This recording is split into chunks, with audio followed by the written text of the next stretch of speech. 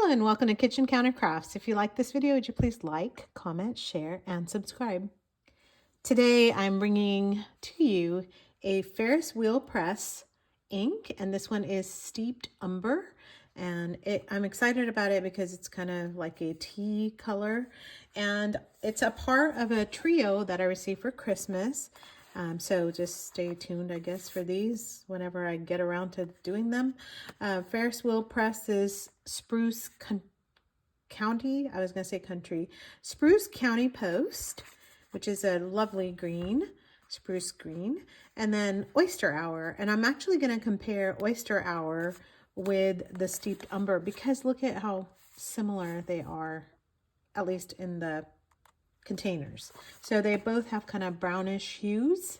And I wanted to do this during the daytime with some sunlight so that you can see maybe some changes in the ink, but the clouds are kind of playing right now as soon as I set up for videoing. So that's how things just seem to go. So I only have one Ferris wheel press ink, although I have done some reviews of my friends' inks, but I only own one bottle, and that too was given to me by a friend at the book club. But oh boy, that is so beautiful. I just think that the bottles just remind me of like perfume bottles, and I think that's the part that, I don't know, just kind of gets me all worked up about things. And then I also have my Penider Avatar matte black. No, not matte black, matte, but it is a cherry red. I think it's a matte cherry. I don't know. I'm having issues talking today. So yeah, I've got my matte Avatar UR ultra resin. Anyway, if you're interested in the pen, I have a review on that as well that I just did very recently. So we're going to fill this guy up first, and then I also have my dip pen, which is more like a medium, and then I have my my glass dip is medium. My other one is more of a extra fine, although is this one a fine, extra fine? I can't tell. Let's see. I need some help, y'all. I just need some help. Can you see that there? Okay. All right. Well, I hope you can see what nib it is. I believe it's an extra fine. All right. We're just going with it. Let me fill this guy up.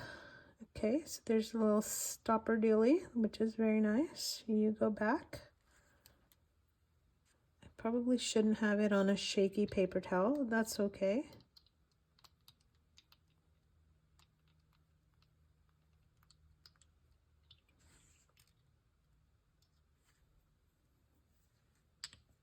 And this lug nut that they have, that's their signature for the Ferris wheel press inks, is actually very heavy and brass.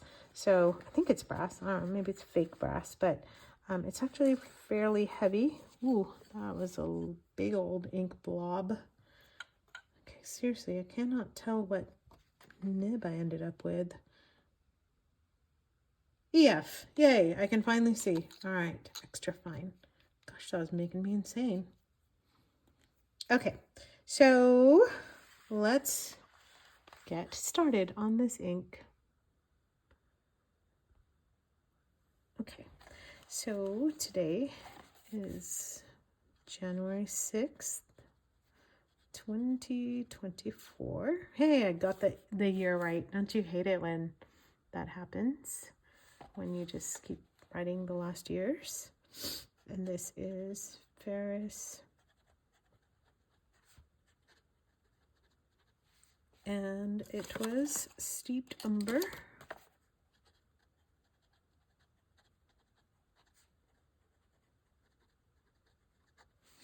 And the pen is Penider UR matte.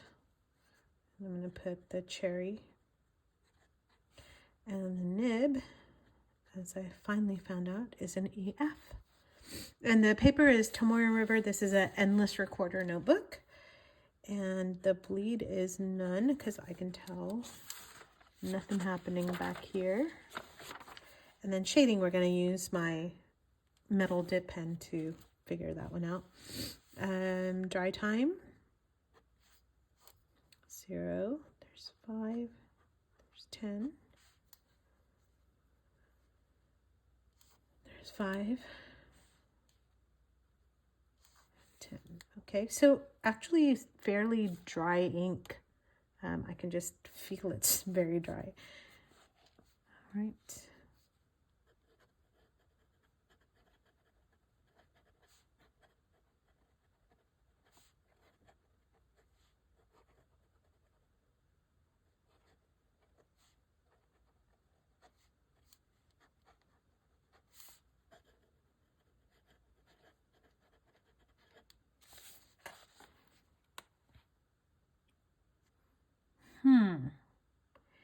It's a nice brown. It kind of has like a little bit of reddish in there. I can't quite tell. I have to kind of figure it out, like a coppery. I don't know. Can't tell. All right, we'll do a water test. I'm not sure about, like I said, I only have one Ferris wheel press bottle that I own. I haven't even done a review on it. And it's a super light color, so it's mainly for art. I haven't written with it. And I'm not really sure how they perform in terms of just with water. I'm guessing that they're not water resistant or waterproof, like at all. So the first ink we're going to have is going to be this one. By the way, if you like brown inks, I have several different reviews on browns, and I'll show them to you in just a minute, and we'll compare these inks as well. Oh, I have to just tell you, it's a magnetic close. I love it. However, I find myself playing with it during meetings, which is not good and very, very unprofessional. But man, I can't help it. So I kind of have to like not use it for very important meetings because I know I'll end up just playing with it. It's terrible. All right, so this is that other one. What is it? Oyster Hour. Oyster Hour. There we go. All right, so let's see this one.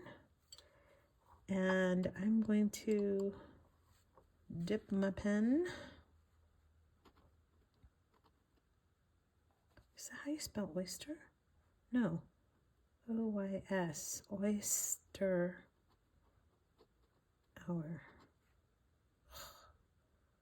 Really? All right. So let's see. Where's my Q-tip? Let's do a swatch of this one first. I have to put the lids back on because, well, it hasn't ended well for me before. Oh boy, look at how light that is. Wait, did I not shake it? Well, that was kind of a shocker. I mean, it looks light on the box, but didn't expect it to be that light. Don't know. Let's see. Try the, no, that's the color. Wow, that's super light. I'm glad it's not looking light when you put it in a medium. It looks super dark. But that was the second and like a third pass on this. Ooh, boy. Huh. What do I use that for? I suppose art again. All right, let's try this one. Okay, that's a lot darker. Interesting, because, you know, if you just take it out and you look at the bottles, yeah, I can't tell the difference. Even on the boxes, you can't quite tell the difference. Second pass. And then there's the third.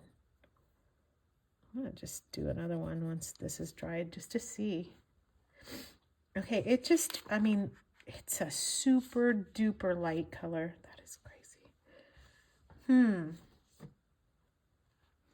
Okay, so I'm gonna clean this off and actually use this for my water drops. Forgot to do that. And then, ruh-roh. Okay, I kind of mix those up.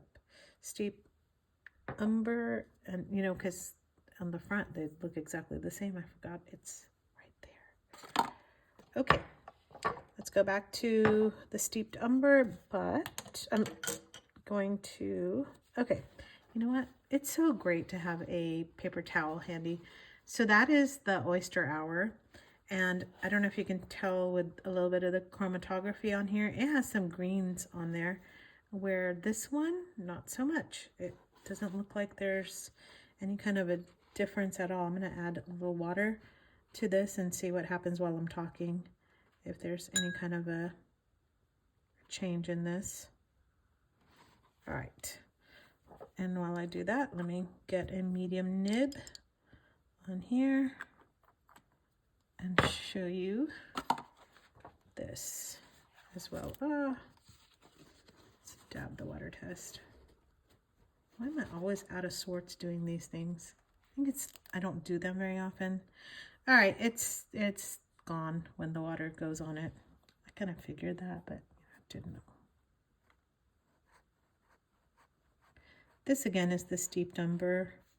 Looks absolutely gorgeous with a medium pen, and is, I mean, it's super dry. So there's that. And what else am I doing? All right, whoops. Now I'm using this dip pen, and this is a Zebra G nib. So it also looks extra fine, but it gives me a little bit of the flex, so I can tell if there is some shading to this ink. I think there is. Can't quite tell.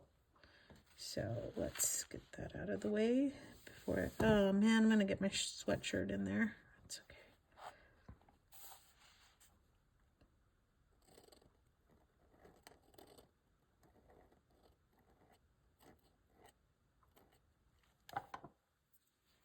I love the way it looks so super duper dark.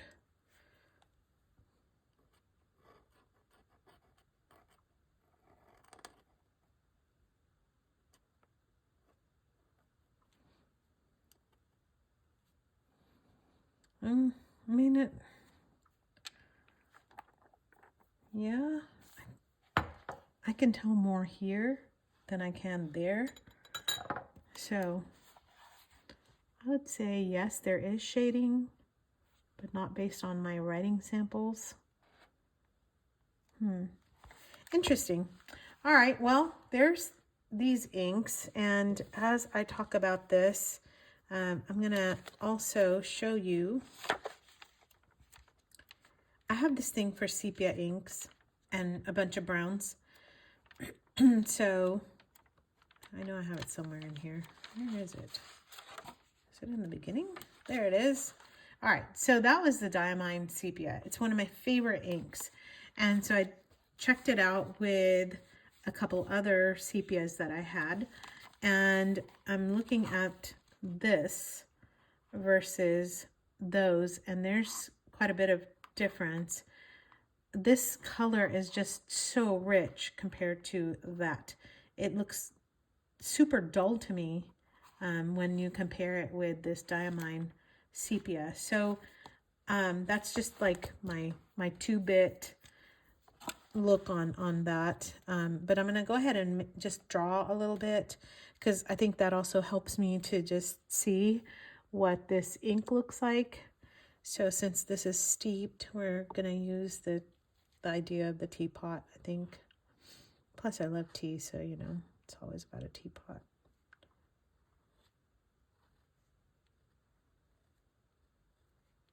Sometimes when I'm just drawing, you can tell a little bit more of the properties of the ink, etc., etc. And as I mentioned before, it does actually look like it's fairly dry.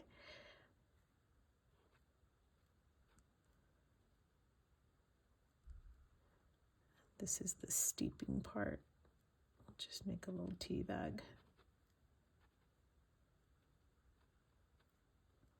Of course, it needs a little saucer.